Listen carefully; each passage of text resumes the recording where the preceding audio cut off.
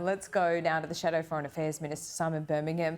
I want to talk about this historic visit next week, but I also want to ask you about immigration and the housing crisis. I mean, we've just seen the numbers for last month. We look at the rental vacancy rates. It is a dire situation here. What should be done immediately, in your view?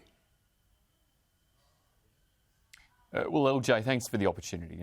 Migration is incredibly important to Australia, and we shouldn't lose sight of that. Particularly skilled migration has been and continues to be critical in terms of the mix of skills that our industry and employers need, of filling labour shortages where they occur, and of course ensuring that in terms of the age mix of Australians, we maintain tax contributing productive workers in our economy who pay the taxes and contribute then to the services that those of older ages and younger ages access but are unable to contribute to. So it's really important, therefore, that the social licence underpinning migration is also maintained. And data like this and the way in which this government has handled the migration tale to date really undermines that social compact and undermines the social licence that there is for us to have the type of continued successful migration program that Australia needs, because Australians are seeing the rental crisis, they are seeing housing affordability pressures, they are seeing real pressures in terms of infrastructure.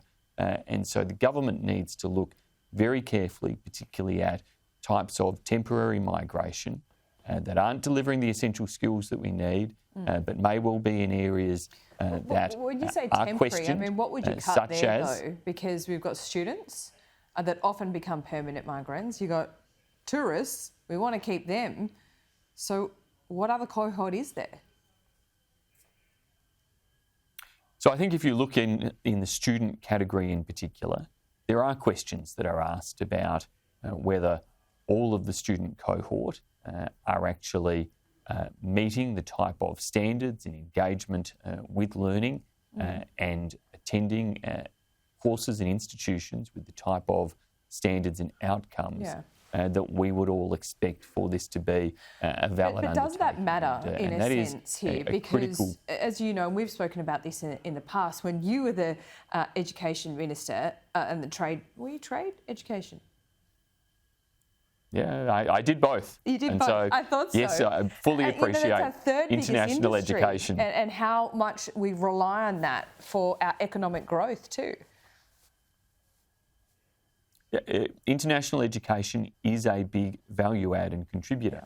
But equally, when I was Education Minister, I made sure that we clamped down, particularly in the vocational education sector, on a lot of dubious providers who were taking Australians for a ride, but also were targeting international so-called students, but who were frankly turning up using that as a pathway into Australia, not actually as a skills outcome as was being presented by those providers. And so there's a need for constant effort in those spaces to ensure that there is integrity in that international education market, delivering what it is intended to. And that's not just important for population pressures in Australia, it's also important for the long-term reputation of that sector, that our universities and trade providers doing the right thing cannot have their reputations tarnished by those who are simply trying to sell a backdoor pathway to migration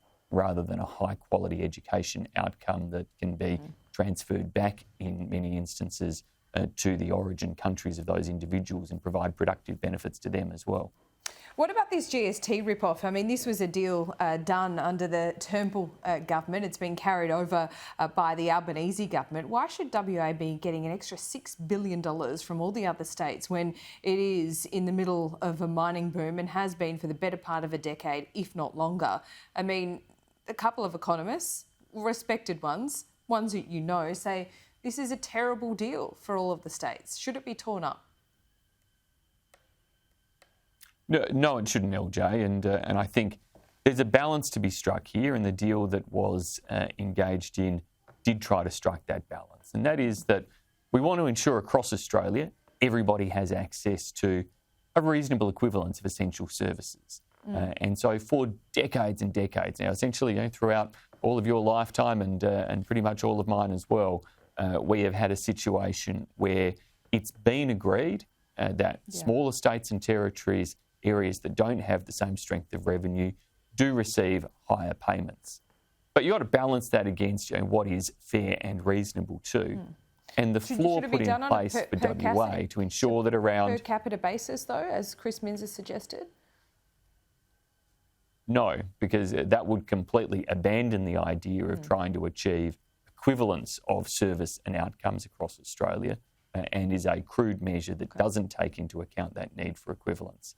But in the case of the West, it's not unreasonable to also say there's a flaw about making sure you do get a reasonable amount back of what you pay, and 70 cents in the dollar is not an unreasonable flaw to have in place. And so I think we got the balance there right.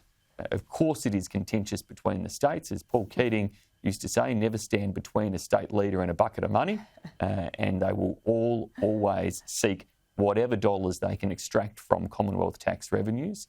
But to get that balance right, to say, well, we want to make sure that nobody is unduly ripped off in terms of money taken from their state and directed elsewhere. So having a floor makes sense, but we also need to maintain that principle of having equivalence of service outcomes. So having a degree of redistribution is essential for that too. All right, let's quickly talk Wang Yi because this is Penny Wong's Chinese counterpart. She'll be in Australia next week. We've already had a big breakthrough on wine tariffs. What else should and can be achieved next week in your view? Well, I welcome this visit. The resumption of dialogue has been important, and it was always counterproductive of China to cease dialogue the way that they did. If we are to see the wine tariffs removed, I hope it happens quickly and as quickly as possible. That hasn't been confirmed yet. And so confirming that, as well as getting progress for our beef industry, for our live seafood industry, for others who continue to face the unfair and unjustified imposition of trade sanctions by China. The removal of these sanctions is not something to be thankful for. They should never have been put in place in the first place. And we should be very clear that it is really only because of the trade disputes that were launched and draft findings in the case of barley and in the case of wine provided to China that clearly means they want to avoid international embarrassment. We should be clear there is no justification for anything other than full adherence to the China-Australia Free Trade Agreement. Australia adheres to it, China should adhere to it. That would see all of these barriers removed. Continuing to advocate for Dr. Yang Henjun and his well-being is crucial, particularly given the health concerns and the need to try to get a compassionate outcome in his case, as well as, of course, the really critical aspects of regional stability and security, and urging China to cease some of the provocative types of actions that we see in the South China Sea against the Philippines, but also the heightened military conduct that has occurred, be it in Japanese waters, Taiwanese waters or elsewhere. Simon Birmingham, thanks for your time. Thanks, LJ. My pleasure.